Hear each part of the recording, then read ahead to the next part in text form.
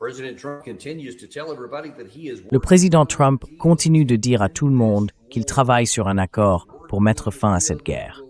Il prépare un accord qui garantirait qu'il n'y aura pas d'armes nucléaires en Iran, que ce pays n'aura pas le contrôle du détroit d'Ormuz et que tout ira pour le mieux, à condition qu'ils acceptent cela.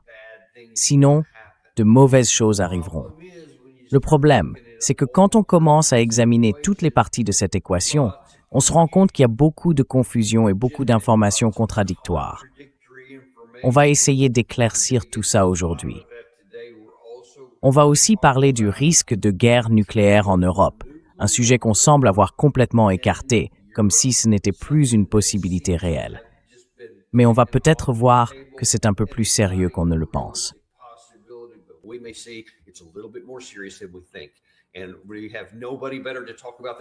Et on n'aurait pas pu trouver meilleure personne pour en parler aujourd'hui.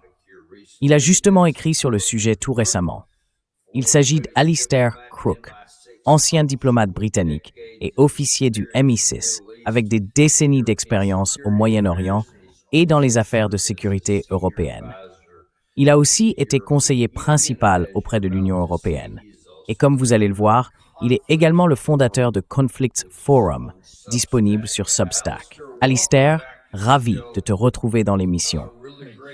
C'est vraiment un plaisir de t'avoir avec nous aujourd'hui, pour plusieurs raisons d'ailleurs. Merci d'être là.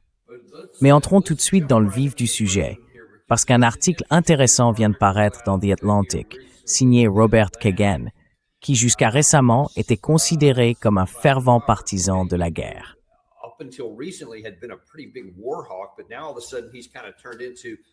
Mais maintenant, tout d'un coup, il est devenu, oserais-je le dire, un réaliste, quelqu'un qui regarde enfin la réalité en face. Et il écrit dans The Atlantic, je crois que c'est sorti hier, que Trump cherche à obtenir une lettre d'intention. Avant ça, c'était un protocole d'accord. On dirait une succession de formules différentes, mais elles changent sans arrêt. Pourtant, il explique que cela mettrait officiellement fin à la guerre et lancerait une période de 30 jours de négociations sur le programme nucléaire iranien, y compris la réouverture du détroit d'Ormuz. Le but et la conséquence d'un tel accord devraient être clairs. Les États-Unis se retirent de la crise.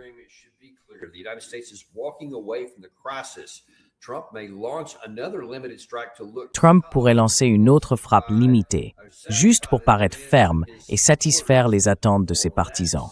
On y reviendra dans un instant. Mais ce serait un geste purement symbolique, et le mot « jeu » ici est en réalité un euphémisme pour dire capitulation. Alors, regardons ces 3 points un par un. Il dit, en gros, nous voulons mettre fin officiellement à la guerre et ouvrir une période de négociation de 30 jours. Mais enfin, vous êtes diplomate britannique. Moi, je me dis, attendez, si vous entrez en négociation, ce n'est pas la fin d'une guerre. C'est pas un accord, ni une autorisation de quoi que ce soit. C'est juste un cessez-le-feu pour pouvoir négocier.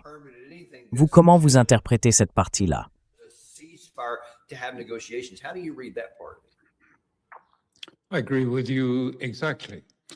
Je suis tout à fait d'accord avec vous. Le document qu'on a vu ne traite aucun des grands problèmes. Il se contente de proposer, enfin, il y a beaucoup de questions à son sujet. Il dit que le détroit d'Ormuz serait rouvert sous supervision conjointe. Supervision conjointe avec qui? Et qu'est-ce que ça veut dire rouvrir? C'est juste une sorte de document préparatoire. Je pense qu'il y a quelque chose d'important ici que je veux vraiment faire passer, parce que, vous savez, on voit toujours ces histoires surgir soudainement, que ce soit d'Axios ou d'Al Arabiya, disant que l'accord ou le document est sur le point d'être conclu, et puis un peu plus tard, on nous dit que ce n'est pas du tout le cas.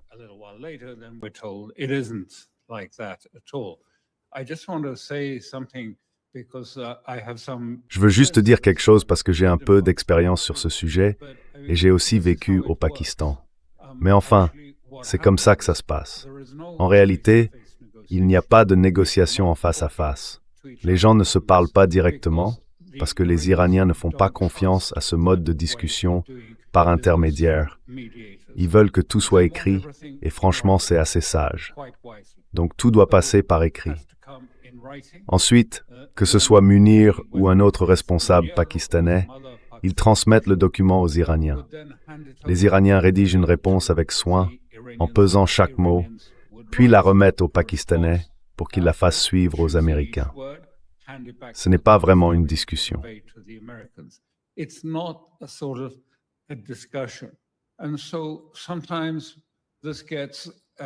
Et donc, parfois dans leur enthousiasme à jouer les médiateurs, certains en font un peu trop. Ils enjolivent les choses, ou essayent de les mettre en avant. Rappelons que l'armée pakistanaise, comme la structure du pouvoir au Pakistan, n'a absolument aucune base politique dans le pays. C'est un militaire qui a agi, disons, de manière irrégulière. Le dirigeant populaire du Pakistan, Imran Khan, a été emprisonné et renversé à la demande des États-Unis parce qu'il avait choisi une position neutre dans la guerre en Ukraine. Et donc, la personne actuellement en place ne dispose d'aucun autre soutien que celui des États-Unis. Ils cherchent donc naturellement à leur plaire.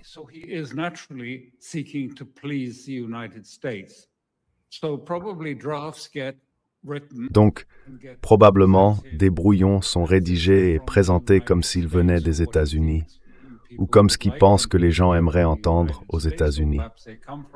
Ou peut-être qu'ils viennent effectivement des États-Unis, avec une sorte de contribution verbale de leur part. Mais en réalité, c'est juste une boîte aux lettres. Un document part dans un sens, un autre revient dans l'autre sens. Et à cause de leur expérience d'avoir été trompés, les Iraniens ont une longue expérience de ce genre de choses. On leur dit « Ah oui, un peu plus tôt, on avait dit que, oui, les sanctions peuvent être levées pendant les négociations. Oui, il peut y avoir un cessez-le-feu, et ceci peut se produire. » Mais au final, il s'avère qu'il n'y a pas de véritable concession de la part des États-Unis.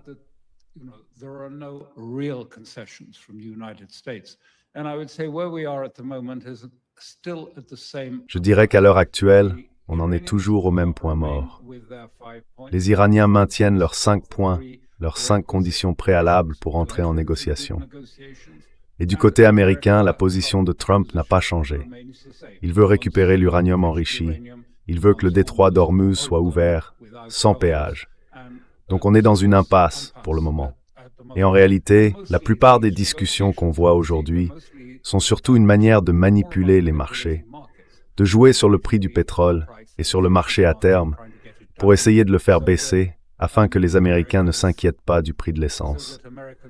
Tout tourne autour des marchés, du maintien de la bourse à un bon niveau. En fait, c'est surtout une question de manipulation des marchés, bien plus que de fond à ce stade.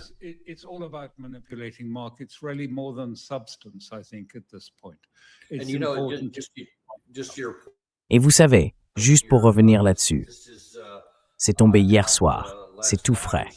Hier soir, au Moyen-Orient, il était 14h45 à Washington. Une source iranienne très proche des négociations a déclaré que les rumeurs sur un projet final d'accord avec les États-Unis étaient fausses. Quelle surprise, n'est-ce pas? En réalité, les discussions sont dans une impasse permanente. C'était plus tôt dans la journée. Sur X, tout le monde s'agitait. Beaucoup disaient que les deux camps étaient presque d'accord, qu'un accord allait sortir.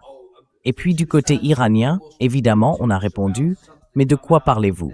Il n'y a même pas de négociation en cours. » Alors comment pourrait-on être sur le point de conclure quoi que ce soit?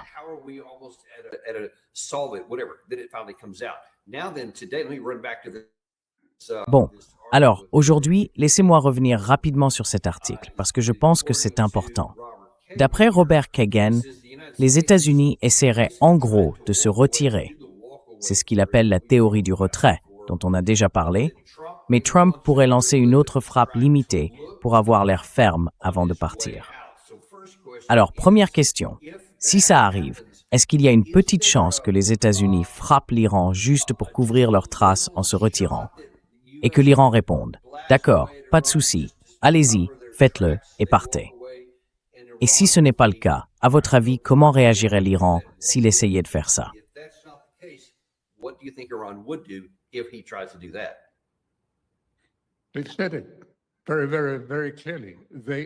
Ils l'ont dit très très clairement.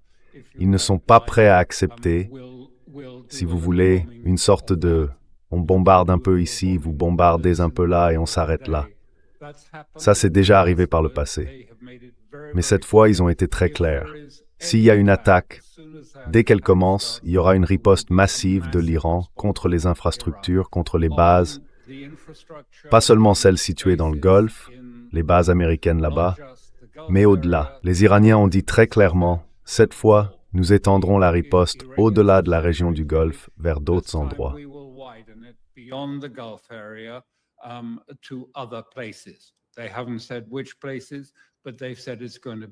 Ils n'ont pas précisé quels endroits seraient visés, mais ils ont dit que ce serait une guerre beaucoup plus large, avec des armes différentes, et que ce serait une guerre très intense. En ce moment, l'Iran s'attend clairement à une escalade. Ils pensent que tout ça, probablement ces discussions, ces négociations qui surgissent un peu de nulle part, tout ça, c'est une manière de les déstabiliser, de les désorienter, en préparation d'une attaque massive américaine contre l'Iran et ses infrastructures. Donc ils sont prêts, vraiment prêts, et s'attendent à tout moment à ce qu'une guerre éclate. Est-ce qu'elle aura lieu ou pas? Personne ne peut le dire, parce que tout ça dépend au fond de ce que Trump a en tête.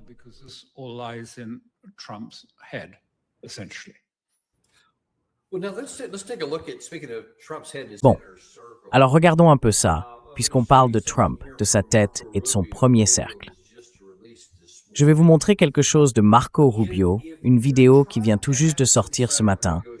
Si on essaye d'avoir une sorte de négociation, l'Iran a clairement dit, je crois qu'ils travaillent avec Oman, qu'ils ont déjà un système en place, une sorte de péage, peu importe comment on veut l'appeler aujourd'hui, et que l'uranium enrichi, ce n'est même pas un sujet de discussion. En fait, tout le programme nucléaire n'est pas sur la table tant que la guerre n'est pas réglée. Ensuite, ils en parleront. C'est ce qu'ils disent. Voici maintenant ce que Marco Rubio dit être la position des États-Unis.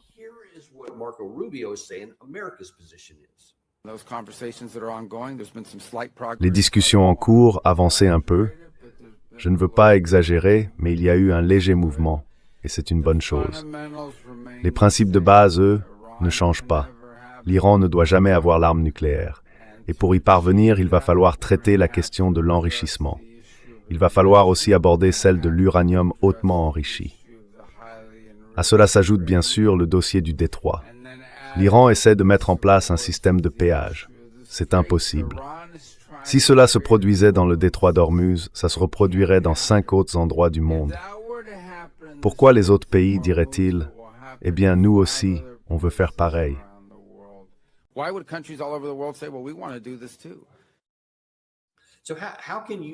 Alors, comment peut-on dire, même de façon crédible, qu'on fait des progrès, pas énormes, mais un peu, alors que dans le fond, rien n'a changé du côté américain, rien n'a changé du côté iranien, et que ces différences restent impossibles à combler dans la situation actuelle? Qu'est-ce que vous en pensez? Eh bien, vous voyez exactement ce que je veux dire quand je parle de toute cette manipulation. Il a dit qu'il y avait des discussions, qu'il y avait un peu de progrès, mais non, il n'y a pas de vraie discussion. Il y a juste des documents soigneusement rédigés qui s'échangent entre les deux camps. Ce n'est pas un vrai aller-retour, une conversation du genre « prenons un peu de ceci, un peu de cela ». Les Iraniens se sont déjà fait avoir avec ce genre de méthode. Alors ils acceptent plus ce discours du type « peut-être qu'on peut lever les sanctions petit à petit ». Oui, ils ont déjà entendu ça des dizaines de fois. Et est-ce que les sanctions ont été levées progressivement? Non, ils n'y croient pas. Donc l'impasse est bien là, exactement comme vous le dites. Vous avez raison.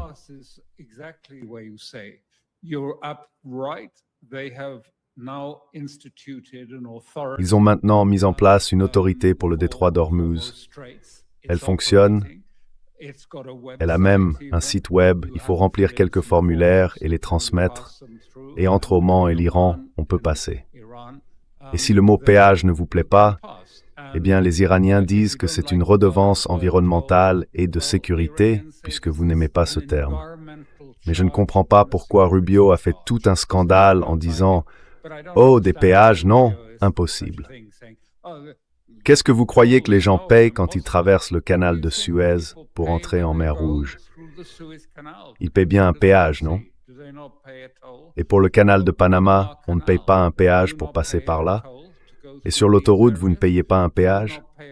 Moi ici, à chaque fois que je prends l'autoroute, je paie. Donc vous voyez, ce sont des choses tout à fait normales dans la vie.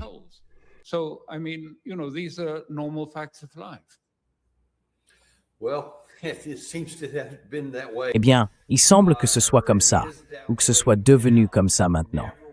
Avant, ça ne l'était pas, et ça ne l'aurait jamais été si nous n'avions pas déclenché cette guerre. Je pense que c'est parfaitement clair pour la plupart des gens, mais pas pour tout le monde. Il y en a encore qui veulent un résultat différent. Et ma question pour vous, avant qu'on passe à un autre sujet, c'est jusqu'où ça peut aller? Tant qu'on continue à parler de choses qui ne relèvent même pas de la réalité, et que l'Iran continue de dire « Voici la réalité, que ça vous plaise ou non, je vais continuer sur cette voie. » Jusqu'où ça peut aller? Et laissez-moi juste vous montrer quelque chose très rapidement.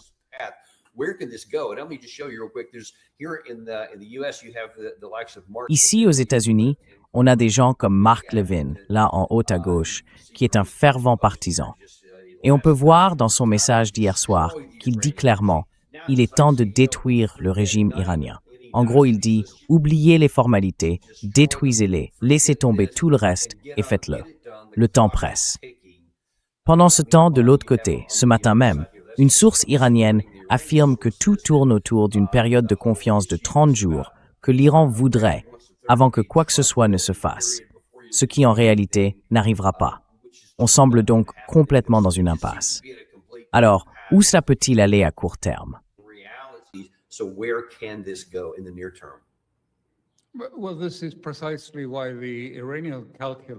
Eh bien, c'est justement pour ça que, du point de vue iranien, Trump, pour toutes sortes de raisons, à commencer par la crise israélienne actuelle, et Israël est bel et bien en crise, représente un facteur clé. Les gros titres de la presse hébraïque sont très clairs. Netanyahou a besoin d'une grande guerre. On le lit aussi dans la presse anglophone. Tout le monde en Israël comprend que Netanyahou traverse une crise profonde. Son gouvernement pourrait se disloquer à cause d'un projet de loi sur la conscription. Il s'affaiblit. Il y a toutes sortes de rumeurs à ce sujet. Vous savez, il se pourrait même que tout explose avant les élections. Les élections pourraient être avancées, ça peut éclater à tout moment. Les militaires disent à Netanyahou que les forces de défense israéliennes, les FDI, sont en train de s'effondrer, qu'elles ne peuvent plus continuer, qu'elles sont à bout. Le moral est au plus bas, la discipline se délite, les troupes pillent, tuent, commettent des actes criminels.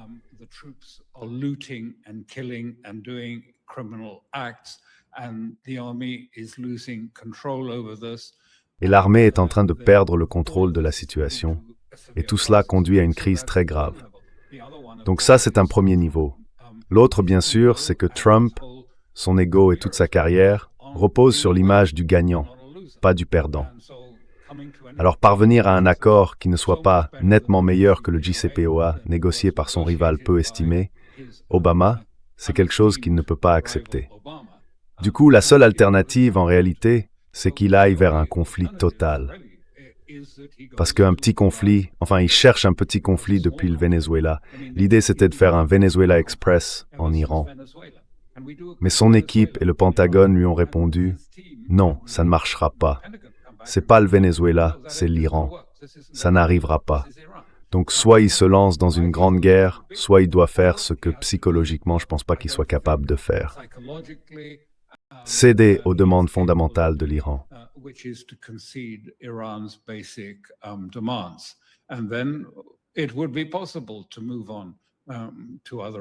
On pourrait passer à d'autres sujets, mais tant qu'il n'en est pas là, je ne pense pas que ce sera possible.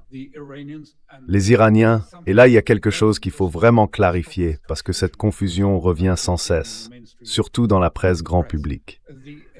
La décision de l'Iran de ne pas céder son uranium enrichi, les 430 kilos d'uranium enrichi à 60%, à qui que ce soit, y compris à la Russie, et de ne pas l'exporter à l'étranger, c'est un ordre du guide suprême Khamenei.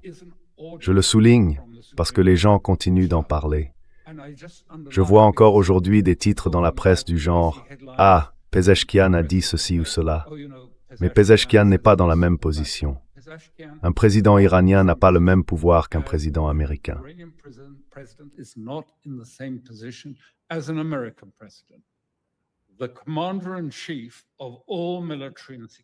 Le commandant en chef de toutes les forces militaires et de sécurité en Iran, c'est le guide suprême.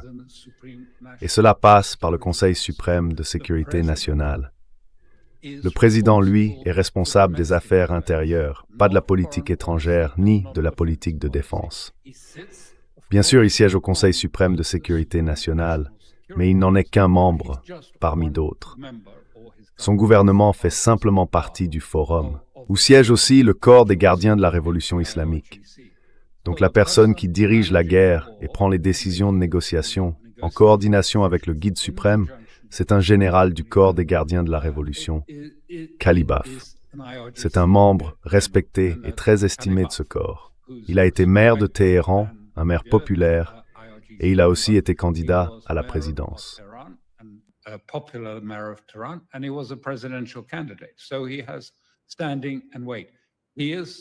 Donc il a de l'influence et du poids. C'est lui le principal négociateur. Mais les décisions finales, quand Khamenei a ordonné que ça ne partirait pas à l'étranger, eh bien c'est terminé. Rien ne sortira tant qu'il n'aura pas changé d'avis. Et ça, c'est peu probable.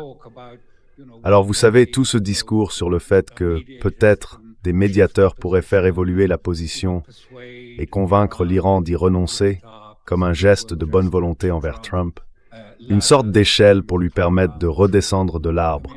Franchement, ça n'arrivera pas vu la décision prise, parce que c'est lui, l'autorité absolue sur les politiques militaires et de sécurité de l'Iran.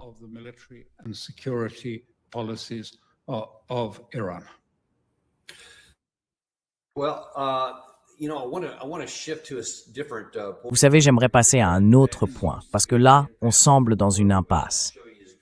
Et ce que je vais vous montrer maintenant va expliquer pourquoi il est encore moins probable qu'on trouve une solution, même si c'est déjà extrêmement difficile. Parce que selon moi, le président Trump fixe des objectifs tout simplement impossibles à atteindre. Mais en fait, ça nous amène à la deuxième partie de notre discussion, celle sur les armes nucléaires. Il parle ici dans le contexte de la situation iranienne. Mais la théorie, l'idée même de ce qui les rend si effrayantes ou censées l'être, c'est la question de savoir ce qui se passerait si elles tombaient sur une ville américaine. Et moi, je ne pense pas que ce soit aussi terrifiant qu'on le dit, en réalité.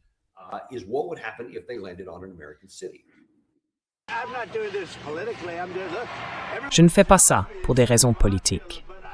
Écoutez, tout le monde me dit que c'est impopulaire, mais moi je pense que c'est au contraire très populaire. Quand les gens entendent que ça concerne les armes nucléaires, des armes capables de raser Los Angeles ou d'autres grandes villes en un instant, quand ils entendent ça, vous savez, quand on leur explique, je vais vous dire, quand on prend le temps d'expliquer aux gens, moi je n'ai pas vraiment le temps de le faire. Je suis trop occupé à faire avancer les choses. Mais quand ils comprennent, honnêtement, je pense que c'est très populaire.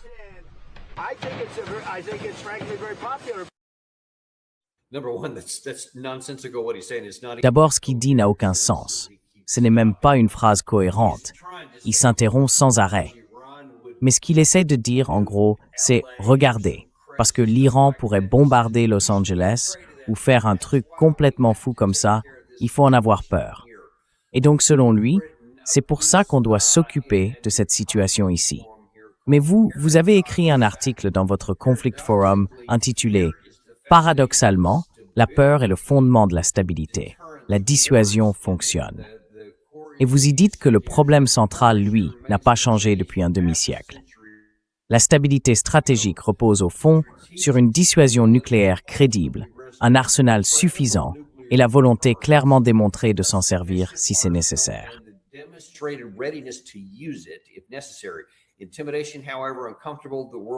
L'intimidation, aussi inconfortable que cela puisse paraître, reste le fondement de la paix entre puissances nucléaires. D'abord, qu'est-ce qui vous a poussé à écrire cet article? Ensuite, on va entrer un peu dans les détails. La question que je me pose, c'est que j'ai l'impression que le monde en général, et surtout les États-Unis, ont perdu la peur de l'arme nucléaire depuis ce qui s'est passé en 1945. À l'époque, c'était vraiment au centre des préoccupations des responsables politiques, partout dans le monde, y compris aux États-Unis. Et aujourd'hui, cette peur semble avoir disparu. On a presque l'impression que c'est devenu un simple outil, du genre « Tiens, allons attaquer l'Iran ». Comment vous voyez ça?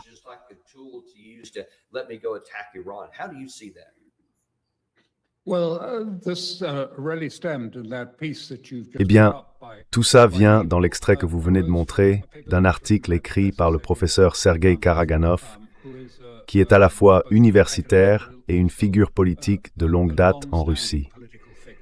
Et si c'est si important, ce qu'il dit, c'est d'abord parce que le contenu de son texte a été largement rejeté en Occident, considéré comme marginal, comme quelque chose qu'il ne faudrait pas trop prendre au sérieux.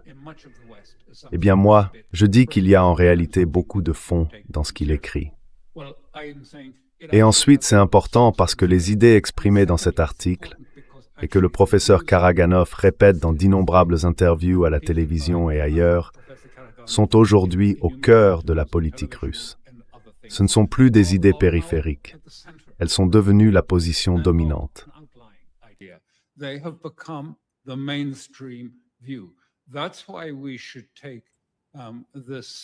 C'est pour ça qu'il faut prendre cette proposition très au sérieux. Et si je dis ça, c'est parce que j'en ai parlé directement avec le professeur Karaganov. Donc j'ai une idée du contexte, puisque ça vient d'une conversation que j'ai eue avec lui. Mais au fond, il s'agit de ce que vous venez de mentionner, à savoir que la Russie avait, dans les années 50, une dissuasion nucléaire qu'elle avait mise en place au prix de grands efforts, parce qu'elle était alors en pleine guerre froide. Elle ressentait le besoin de se défendre et de créer une force de dissuasion capable de dissuader réellement. C'était ça dans les années 50. Et puis bien sûr, après l'effondrement de l'Union soviétique, une grande partie de tout cela a disparu. La Russie était évidemment beaucoup plus faible et la dissuasion s'est effritée.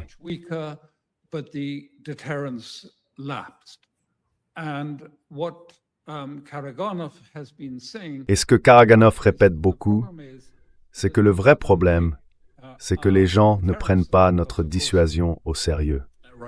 Parce que, bien sûr, la Russie reste une grande puissance nucléaire. Elle vient d'en faire la démonstration récemment, une démonstration massive de ses forces nucléaires. Donc oui, c'est une puissance nucléaire. Mais vous l'avez sans doute déjà entendu comme moi. Quand je dis attention, si vous allez trop loin, il pourrait y avoir une réaction de la Russie. On me répond, « Oh non, Alistair, voyons, les Russes n'oseraient jamais faire une chose pareille. C'est du bluff, c'est juste du bluff de Moscou. On ne prend pas ça au sérieux. » C'est un refrain constant chez les néoconservateurs américains et européens depuis tout ce temps. C'est du bluff, ils ne s'en serviront jamais. Et donc, on continue à renforcer nos propres forces nucléaires, voire à reparler de primauté nucléaire, parce qu'on se dit que la Russie, elle, ne passera jamais à l'acte.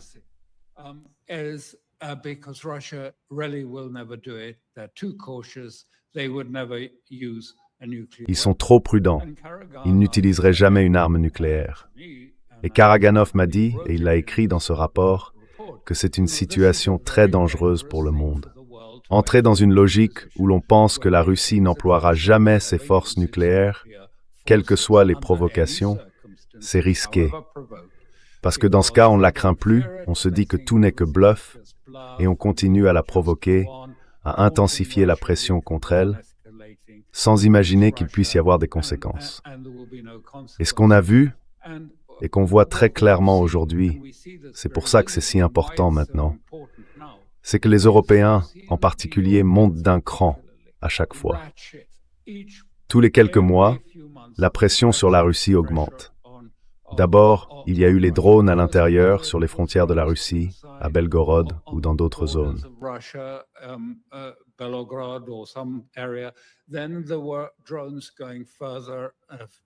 Et puis, il y a eu des drones qui sont allés plus loin. Maintenant, on a des drones qui atterrissent à Moscou et en grand nombre. Même s'ils ne causent pas énormément de dégâts, ils sont là et leur présence a un impact sur la population, y compris à Saint-Pétersbourg. Et bien sûr, on justifie ça en disant que c'est pour frapper les infrastructures énergétiques russes, mais ce n'est pas vrai. Pas vraiment. Il y a bien quelques dommages sur certaines raffineries, mais elles sont vite réparées. C'est plus une provocation qu'une arme stratégique en réalité. Et on arrive à une limite où ça ne sera plus toléré et où la Russie pourrait répondre directement. Parce que désormais, ces missiles pénètrent profondément sur le territoire russe.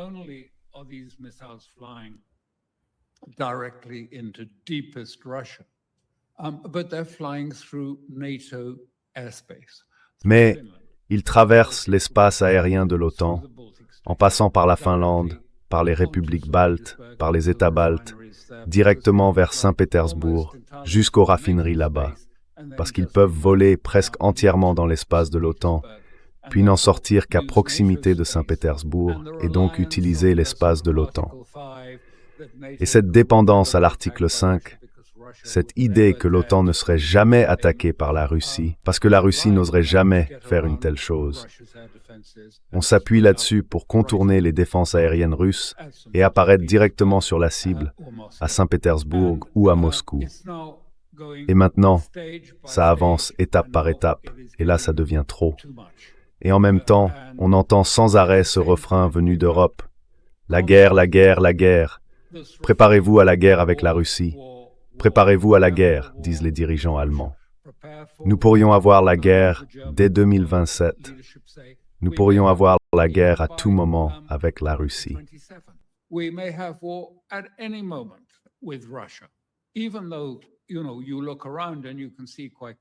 Même si, vous savez, quand on regarde autour de nous, on voit bien que l'Europe n'a pas la capacité de faire la guerre à la Russie. Elle n'a pas l'argent pour financer une guerre contre la Russie. Elle n'a pas les troupes pour une guerre contre la Russie. Alors pourquoi disent-ils ça? Parce qu'ils espèrent provoquer la Russie à travers l'Ukraine, et si vous voulez, en utilisant ces États baltes. Ils espèrent pousser la Russie à agir contre des pays de l'OTAN. Et ensuite, leur idée, c'est que peut-être, avec cette administration, ou si cette administration devient impuissante ou quitte le pouvoir, ils pourront tout renverser. Ils pourront ramener l'Amérique en Europe, parce que Trump a éloigné l'OTAN et les États-Unis de l'Europe. Là, ils se disent, maintenant, on peut faire revenir l'Amérique. On peut faire revenir l'Amérique dans l'OTAN. So Alistair, let me ask you, this is a hugely important point here, because C'est un point vraiment essentiel, parce que j'ai déjà entendu cet argument. Certains en Occident voudraient provoquer une frappe russe là-bas en pensant que ça permettrait ensuite d'inverser la situation, comme vous l'avez dit. Mais juste avant, vous avez expliqué que l'OTAN, dans son ensemble, et je ne parle même pas du Royaume-Uni, de la France ou de l'Allemagne, les grandes puissances, n'a ni les troupes, ni la puissance aérienne, ni la capacité industrielle nécessaire. Alors pourquoi vouloir provoquer une telle réaction? Ils ne survivraient peut-être pas assez longtemps pour que l'Amérique revienne se joindre à eux. Pourquoi prendre un tel risque?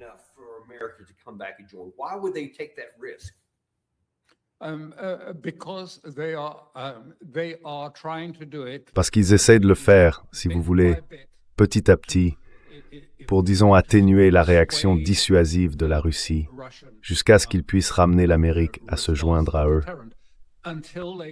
Vous savez, après tout, tout ça a été clairement annoncé. C'est la politique de l'Allemagne, de la France et du Royaume-Uni. Le roi Charles est allé au Congrès et vous vous souvenez de ce qu'il a dit là-bas.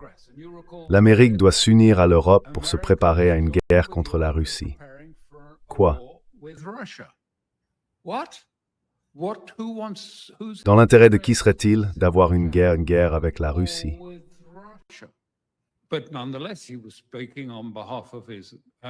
Mais malgré tout, il parlait au nom de sa politique, enfin aussi de la politique du gouvernement et de celle de ces 3 pays européens qui veulent aller plus loin, qui veulent, disons, faire justice avec Roosevelt pour entraîner l'Amérique dans une nouvelle guerre contre la Russie. C'est en tout cas comme ça que la Russie le perçoit. Je le sais parce que je l'ai entendu. Ils disent, enfin, Alistair, Tu dis que l'Occident est incapable de mener une guerre contre la Russie. Mais à chaque instant, chaque jour, on les entend parler de guerre. Maintenant, ils évoquent une sorte d'arc balte dans lequel la Russie serait impliquée. Ils essayent d'impliquer des pétroliers et d'autres éléments encore. Et c'est un engrenage, un cran après l'autre, encore un cran, puis un autre. Jusqu'au moment où, espère-t-il, si l'on peut dire, une nouvelle administration à Washington ou d'autres viendront se joindre à l'Europe dans une guerre.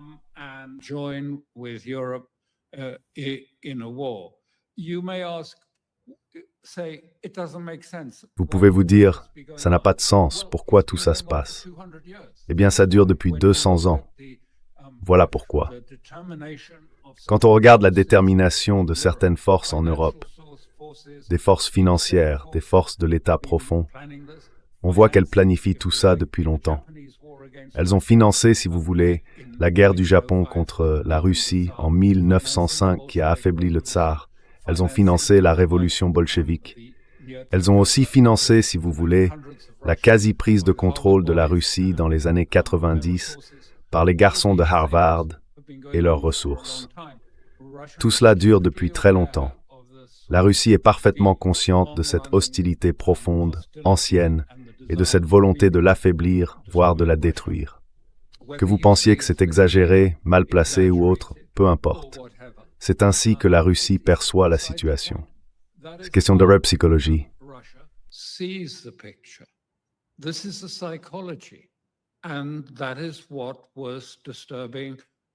Et c'est justement ce qui inquiétait le professeur Karaganov. Il disait, si nos armes nucléaires ne leur font plus peur, alors ils continueront à monter les enchères, encore et encore, jusqu'à ce qu'on soit en guerre. Donc il faut rétablir un certain degré de peur. C'est pour ça qu'il y a ce paradoxe, comme je l'ai appelé, ou cet oxymore. La peur nucléaire peut en réalité être une source de stabilité. Surtout à une époque où le contrôle des armements a pratiquement disparu. On en parle, oui, mais ça n'a plus vraiment de sens. En fait, ça fait longtemps que ça n'existe plus, parce que ça n'arrangeait pas les États-Unis de poursuivre le contrôle des armements. Ils voulaient mener une guerre conventionnelle à travers l'Ukraine contre la Russie. Et de cette manière, les limitations liées au contrôle des armements pouvaient continuer, même pendant qu'ils menaient cette guerre.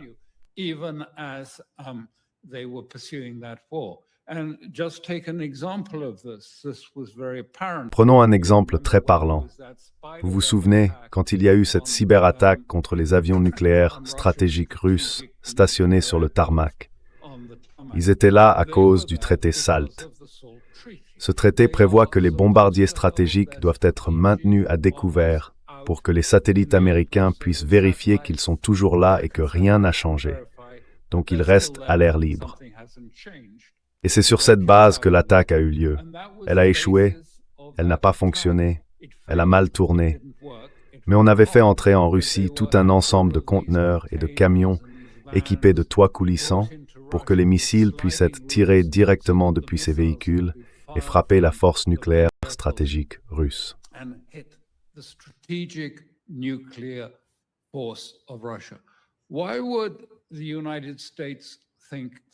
Pourquoi les États-Unis auraient-ils pensé que c'était une bonne idée? Parce qu'évidemment, rien de tout ça ne se serait produit sans leur soutien. Pourquoi ont-ils jugé bon d'attaquer la puissance nucléaire stratégique de la Russie? Pourquoi auraient-ils frappé à Voronej, si vous voulez, avec leurs missiles tactiques, là où la Russie a ses radars transhorizons? Ces radars servent à détecter les menaces intercontinentales. Ils n'ont strictement rien à voir avec l'Ukraine. Ce sont eux qui donnent l'alerte précoce en cas d'échange nucléaire entre les États-Unis et la Russie. Alors pourquoi les attaquer? Pourquoi viser les bombardiers stratégiques nucléaires?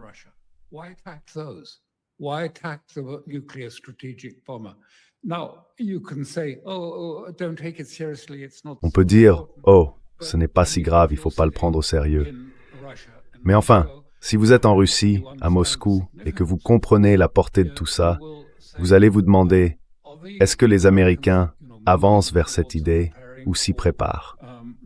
Ils ont déjà déclaré publiquement, des responsables directement concernés, qu'ils pensent que l'Amérique peut gagner un échange nucléaire avec la Russie. Et puis il y a eu cette attaque contre Valdai, le complexe de Valdai, qui est aussi, si on veut, un centre de commandement, un bunker souterrain de contrôle.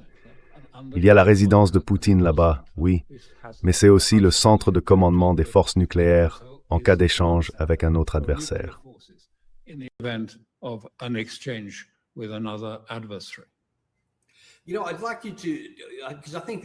Vous savez, j'aimerais que vous reveniez là-dessus, parce que vous avez dit tout à l'heure quelque chose que je trouve vraiment essentiel à comprendre. On se dit que la Russie ne ferait jamais ça, parce qu'il y a l'article 5, 32 pays de l'OTAN contre une seule Russie. Ils ne survivraient jamais à ça, donc ils ne feront jamais. Alors on se dit qu'on peut agir séparément. Mais j'aimerais que vous nous aidiez à comprendre la mentalité russe, telle que l'a décrite le professeur Karaganov que vous avez mentionné. Parce qu'il a dit quelque chose d'intéressant que j'ai trouvé vraiment frappant en lisant votre article. C'est ce passage que vous avez cité, celui qu'il a écrit.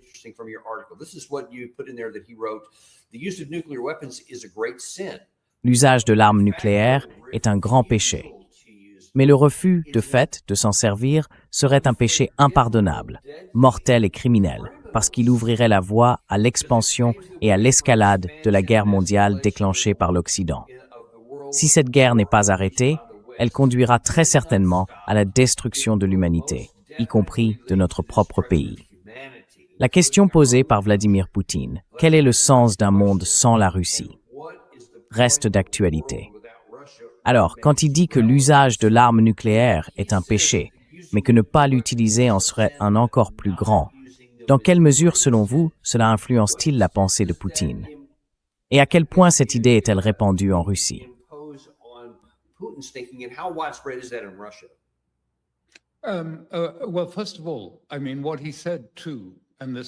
Eh bien, tout d'abord, ce qu'il a dit aussi, et c'est important de le comprendre parce que ça concerne directement l'Europe. Il a dit, écoutez, il faut tirer la leçon de l'Iran, voir comment les Iraniens ont utilisé des armes conventionnelles, des missiles, soigneusement choisis pour frapper des cibles vulnérables des États-Unis, d'Israël et des pays du Golfe. Et ça les a forcés à reculer, ça a provoqué un repli. Donc ce qu'il veut dire, c'est que la première étape doit être conventionnelle. Et il ajoute qu'il faut développer toute une gamme de capacités de missiles pour l'avenir. Tout cela au service de la puissance conventionnelle.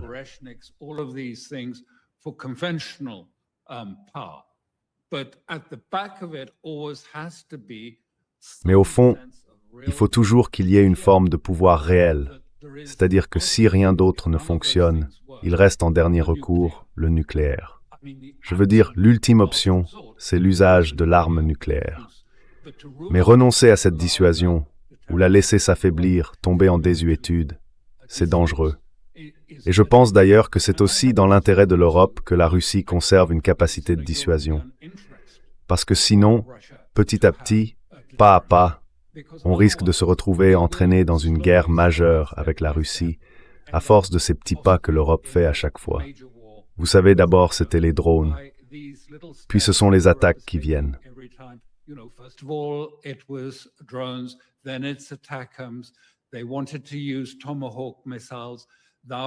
Ils voulaient utiliser des missiles Tomahawk.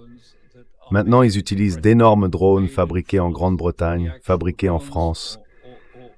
Les drones eux-mêmes sont assemblés en Ukraine, mais ils sont produits au Royaume-Uni. Ce sont donc, si vous voulez, des drones britanniques. Alors, qui est derrière ce plan? C'est pour ça que je dis que tout remonte aux décideurs. Qui est derrière cette stratégie d'escalade, cette idée d'impliquer les pays baltes et la Finlande? Vous savez, les pays baltes jouent un rôle mineur là-dedans. La vraie question que la Russie se pose, c'est qui sont les décideurs? Et ces décideurs, ils sont en Allemagne, en Grande-Bretagne et en France. Et ce sont eux qui planifient cette escalade progressive.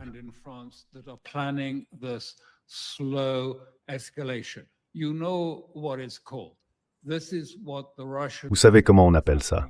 Les Russes pensent que c'est exactement ce qui se passe, qu'on essaie de faire bouillir la grenouille. Vous connaissez l'histoire?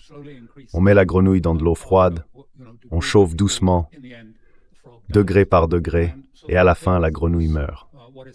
Eh bien, selon eux, c'est ce qui se passe. Une sorte d'exercice de faire bouillir la grenouille, une escalade progressive, petit à petit. Et moi, je pense que si ça continue, c'est juste mon avis personnel. Mais si ça continue, il y aura une réaction contre ceux qui prennent ces décisions. On le sait très bien, ce n'est pas une surprise, ils l'ont déjà dit. Et on ne sait pas, enfin, je ne sais pas exactement d'où les missiles ont été lancés. Mais Naryshkin a déclaré que, selon lui, les Ukrainiens se trouvent en Lettonie avec ces drones.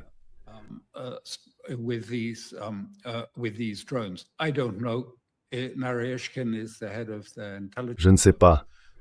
Naryshkin est le chef des services de renseignement, donc il doit sans doute avoir de bonnes informations. Mais même si ce n'est pas le cas, ce n'est pas tellement ce qui se passe dans les pays baltes qui compte. Je veux dire, il y a, vous savez, des menaces envers l'Ukraine, vers la péninsule de Kaliningrad ou autre chose du genre. Ils doivent, selon leur point de vue, envoyer un message clair et douloureux aux décideurs. Et ces décideurs, pour l'essentiel, sont en Europe. C'est une dynamique européenne, ce mouvement vers la guerre avec la Russie. Mais comme on l'a déjà entendu à propos de la guerre contre l'Iran, la vraie question, c'est pourquoi ce serait dans l'intérêt de l'Europe d'entrer en guerre avec la Russie? Pourquoi faire? En quoi ça servirait-il les intérêts de l'Europe?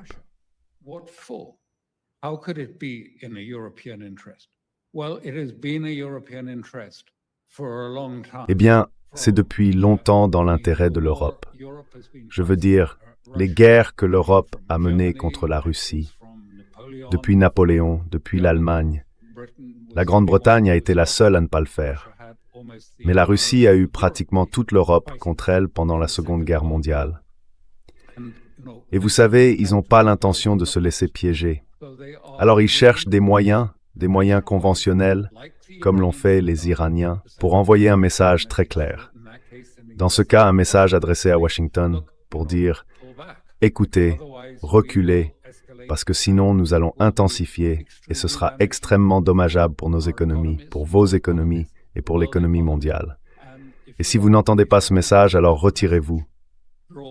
Retirez-vous de cet exercice en Iran et retirez-vous de cette tentative d'escalade progressive vers quelque chose de bien plus grave à travers l'Europe. »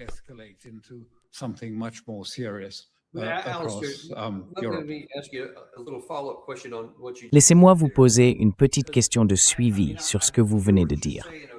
Parce que, enfin, je comprends ce que vous expliquez sur le pourquoi. La question évidente que n'importe quelle personne normale se poserait, c'est pourquoi l'Occident, l'Europe, les États-Unis, voudraient-ils faire ce genre de stratégie de la grenouille qu'on fait bouillir pour se rapprocher d'un conflit avec la Russie, alors que la Russie, clairement, ne représente pas une menace conventionnelle d'attaque contre l'Ouest de sa propre initiative. Donc il n'y a rien à dissuader ou à contenir de leur côté. Mais comme vous l'avez souligné, vous avez évoqué Napoléon, Hitler et d'autres. On dirait qu'il y a ce vieux désir qui persiste. Aujourd'hui, alors qu'on a connu la Première et la Seconde Guerre mondiale, avec leur destruction massive, et qu'avec la puissance de destruction actuelle, une troisième tentative serait infiniment plus meurtrière pour l'Europe. Qu'est-ce qui pousse aujourd'hui certains à vouloir encore jouer avec cette idée de la grenouille qu'on fait bouillir?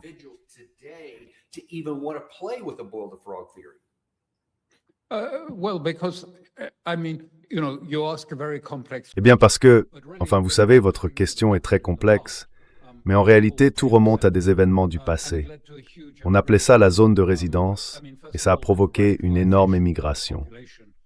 D'abord, ça a entraîné une radicalisation des populations qui vivaient dans ces zones, principalement en Pologne.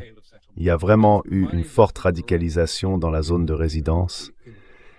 Et beaucoup de ces gens sont partis en Amérique, mais aussi en Palestine, en Israël et en Europe.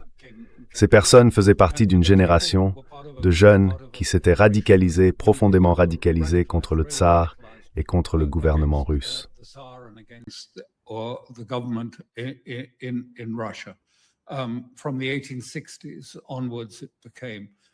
À partir des années 1860, le mouvement s'est radicalisé. Vous savez, la jeune génération s'est rebellée contre ses parents en quelque sorte.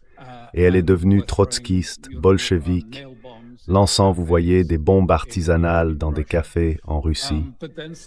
Puis Staline est arrivé, il a réprimé tout ça, et si on veut, il a envoyé des gens dans les camps en Sibérie. Et il y a une immense colère, un profond ressentiment à cause de ce qu'ils appellent les pogroms, et des pogroms d'avant. Je ne dis pas qu'il n'y en a pas eu, mais beaucoup d'entre eux n'étaient pas, vous savez, les pogroms qui ont eu lieu ou qui allaient avoir lieu en Ukraine. Beaucoup, en réalité, ont été commis par des Grecs qui supportaient mal la concurrence et les tensions économiques dans ces régions.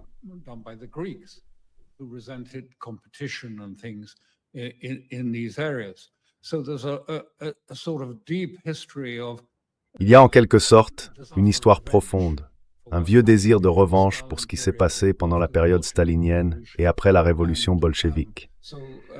C'est quelque chose de très ancien. Et vous savez, l'Europe a financé la révolution bolchevique. Les banques européennes l'ont financée. Elles ont aussi financé la guerre contre la Russie, la guerre avec le Japon qui a conduit à la défaite de la Russie. Elles ont financé, si l'on veut, la guerre ukrainienne contre la Russie. Et au fond, tout cela reste très présent dans l'esprit de nombreux Russes. Ils le voient, ils le comprennent. Ce n'est pas vraiment notre manière de voir le monde. Et nous, on se demande, est-ce que c'est réel? Est-ce que c'est quelque chose qu'on doit vraiment prendre au sérieux?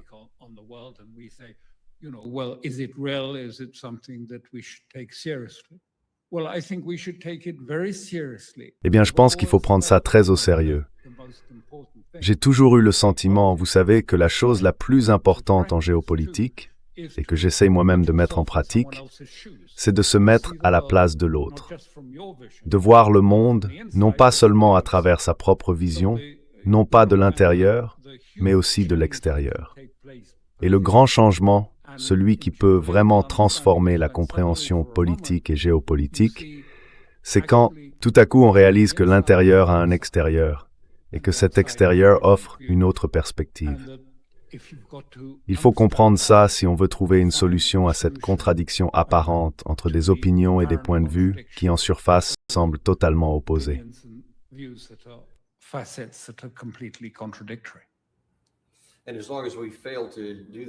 Et tant qu'on n'y arrivera pas, eh bien, on aura toutes sortes de problèmes. Parce que nous vivons dans cette réalité, je ne sais pas si c'est pareil en Europe, mais aux États-Unis en tout cas, on vit dans un monde où on se fabrique une image de l'autre camp. Ensuite, on met ces lunettes-là et on ne voit même plus ce qui se passe vraiment. Et ça a des conséquences assez graves.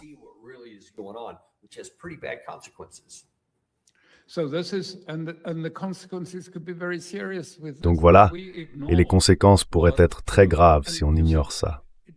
Vous savez, vous avez demandé si l'article de Karaganov était sérieux. Oui, il l'est. Ce que j'essaie de vous dire, c'est que oui, au début, quand il a commencé à parler de ces questions nucléaires, on le considérait un peu comme marginal. Aujourd'hui, c'est devenu central. C'est la ligne de pensée dominante. C'est pour ça que les Russes viennent d'organiser un grand exercice nucléaire. C'est une première étape, un examen majeur de leur capacité. Ça a été une démonstration massive de puissance nucléaire. Certains diront « Oh, c'était sans doute prévu depuis un an ». Non, ça a été mis en scène de façon très appuyée pour dire à l'Occident « N'oubliez pas, nous sommes une puissance nucléaire ». Et si vous pensez pouvoir simplement ignorer ça, en nous découpant morceau par morceau, en continuant d'utiliser l'Ukraine comme un bélier pour détruire la Russie.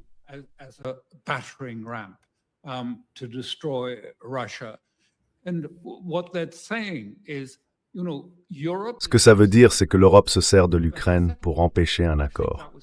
C'était tellement évident à cette époque, quand Witkoff et Kushner faisaient des allers-retours. À chaque fois, les Européens convoquaient une réunion, ils faisaient venir Zelensky et disaient « Non, non, non, non, on ne peut pas accepter ça. Pas du tout. Il faut que ça continue. Il ne peut rien y avoir, aucun accord, seulement un cessez-le-feu unilatéral. C'est la seule chose qu'ils jugent acceptable. Et ça n'a rien résolu. Le problème de fond en Ukraine reste le même. C'est la sécurité de la Russie.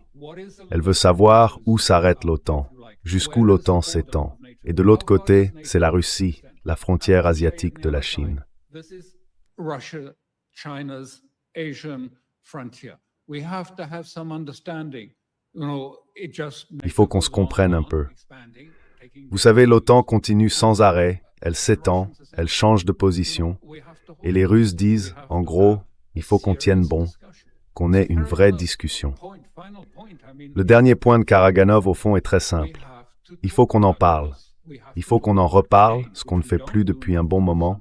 Il faut qu'on discute de la façon dont chaque camp voit les choses, sur la question nucléaire comme sur les armes conventionnelles. Ça ne débouchera peut-être pas sur un traité, mais il faut quand même que ce soit encadré. Il faut quelqu'un, peut-être même une personne reconnue, respectée dans leur société, qui puisse venir dire « Voilà comment on doit se comprendre. Essayons d'avoir une forme d'entente. »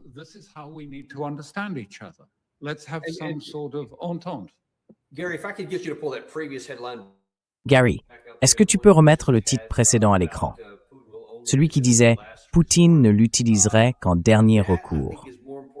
Je pense que c'est plus important qu'il n'y paraît à première vue. J'aimerais avoir ton avis là-dessus. Je sais qu'on arrive presque à la fin, mais regardons bien ce que dit ce titre, vu avec des yeux occidentaux. Poutine dit qu'il n'utiliserait pas l'arme nucléaire. Ce serait un dernier recours. Quand on entend ça, on se dit bon, à moins qu'on les attaque les premiers, ils ne vont pas utiliser l'arme nucléaire. Donc, pas de quoi s'inquiéter, ce genre de raisonnement. Mais tout dépend de ce qu'on entend par « dernier recours ». Tu disais tout à l'heure qu'il faut se mettre à la place de l'autre camp, penser comme eux. Nous, on pense comme nous. Voici Karaganov. Moi, je perçois, et dis-moi si tu penses que je me trompe, qu'il place cette idée de dernier recours dans un autre contexte. Le voilà avec Glenn Deason.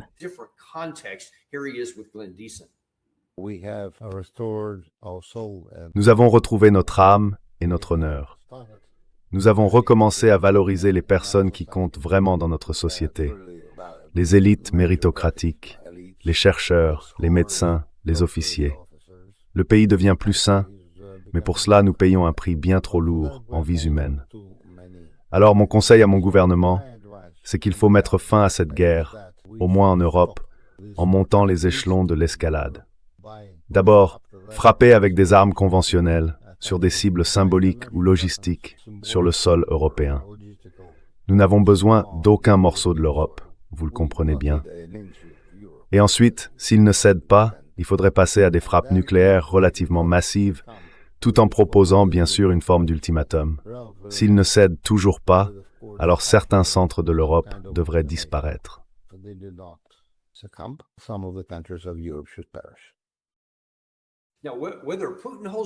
Alors, est-ce que Poutine pense vraiment ça ou pas? Je n'en sais rien.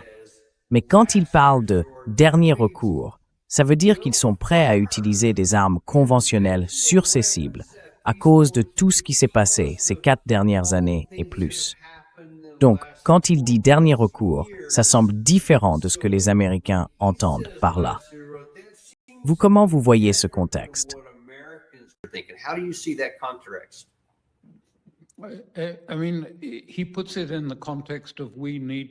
Je veux dire, il le présente dans le contexte suivant. Il faut tirer les leçons de l'Iran. L'Iran n'a pas utilisé les armes conventionnelles les plus puissantes, mais il s'en est servi pour envoyer un message très clair, frapper une cible vulnérable, sans tout détruire, pour dire clairement « reculer ». Et dans l'ensemble, l'Occident a reculé. Et ici, Karaganov dit à peu près la même chose. Il dit « Regardez, on a essayé par la parole, on a publié déclaration sur déclaration en disant qu'on n'accepterait pas ça. » Et les gens répondent « Oh, c'est du bluff. On n'y prête pas attention, on n'y prêtera pas attention. On va juste continuer à avancer. »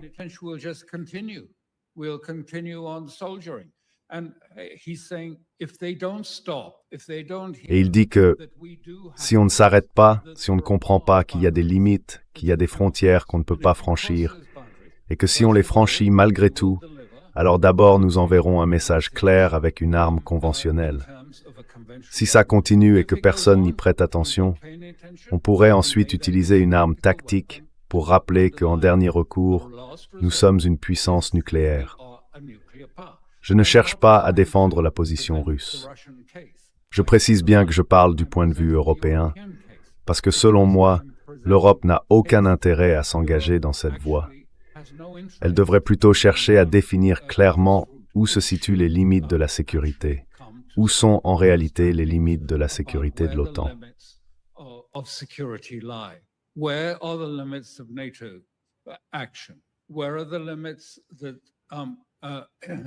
Où sont les limites que la Chine, la Russie et l'Iran peuvent prétendre atteindre? Sans cela, tout devient chaotique, ingérable, et ça peut très vite se dégrader. Nous n'avons aucun intérêt à pousser les choses jusqu'à l'extrême. Alors Karaganov, clairement, et je le dis, j'en ai parlé avec lui, il crée une atmosphère psychologique, mais une atmosphère bien réelle. Il veut faire comprendre que la dissuasion, c'est la dissuasion, et qu'elle doit vraiment dissuader. Si elle ne dissuade pas, c'est une perte de temps. Et donc il cherche à souligner à quel point, pour la Russie, la puissance nucléaire est perçue comme un élément majeur de dissuasion.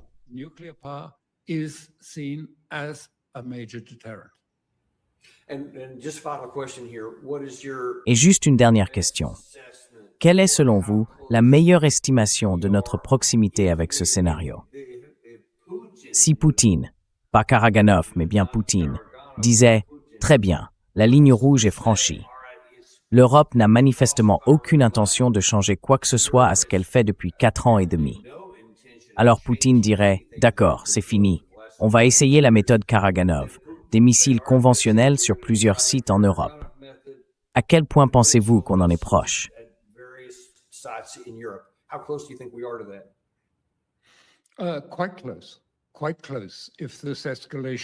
Assez proche, oui, assez proche, si cette escalade continue. Je veux dire, combien de missiles encore? Vous savez, au départ, c'était l'Ukraine qui menaçait les célébrations de la victoire du 9 juin à Moscou avec une attaque massive. Ensuite, Poutine a parlé à Trump, et Trump a fait en sorte que ce soit annulé. Et puis, on a eu une énorme attaque de drones sur Moscou, probablement celle qui était prévue pour le 9 juin, mais qui a finalement été reportée sur Moscou. Enfin, vous voyez ce que je veux dire? Oui, ça ne s'est pas produit le 9 juin. Ils ont simplement attendu quelques jours et l'ont fait un peu plus tard. Soit les Européens rappellent les Ukrainiens à l'ordre et leur disent « Non, voici les limites, il faut gérer ça. On ne peut pas simplement continuer à escalader encore et encore avec des drones et avec... »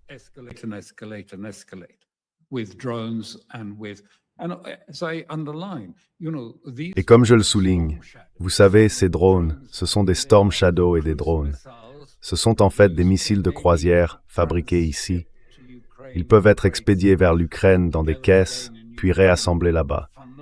Mais au fond, ce sont des armes européennes utilisées directement contre la Russie. On ne peut pas contourner ce fait.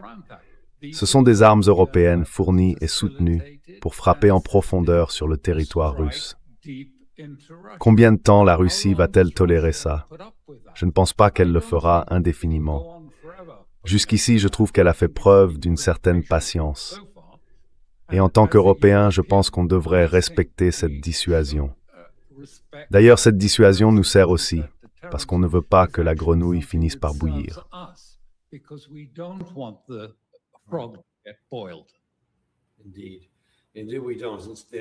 En effet, c'est vrai, on ne pourrait pas mieux dire. Merci beaucoup d'être venu aujourd'hui, Alistair, et d'avoir vraiment expliqué tout ça avec franchise. Rappelez simplement aux gens d'aller lire l'article complet sur le site Conflicts Forum. L'adresse est à l'écran, conflictsforum.substack.com. Lisez tout ce qu'on y publie, il y a sans arrêt de nouveaux contenus. Merci encore, Alistair. C'est toujours un plaisir de vous avoir dans l'émission.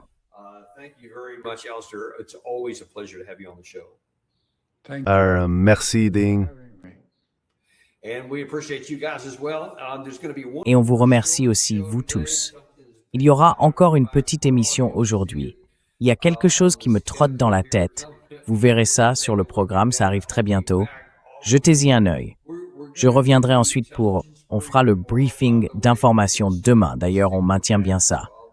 Donc, je ferai encore une émission ici, depuis mes vacances en famille, samedi matin, pour le briefing d'information.